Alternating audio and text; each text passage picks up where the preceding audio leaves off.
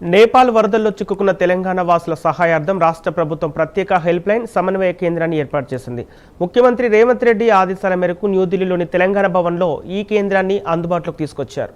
నేపాల్లోని తెలంగాణ యాత్రికులు, పర్యాటకులకు అవసరమైన సహాయం అందించేందుకు కేంద్ర విదేశాంగ మంత్రిత్వ శాఖ కఠ్మండులోని భారత రాయబార కార్యాలయంతో తెలంగాణ భవన్ అధికారులు నిరంతరం సమన్వయం చేస్తున్నారు. తమ కుటుంబ సభ్యులతో సంప్రదింపులు జరపలేకపోతున్న వారు వారి పేరు, పాస్పోర్ట్ వివరాలు, మొబైల్ నెంబర్, చివరిగా ఉన్న ప్రాంతం, టూర్ ఆపరేటర్ వివరాలను హెల్ప్ లైన్ అధికారులకు అందించాలని ప్రభుత్వం సూచించింది.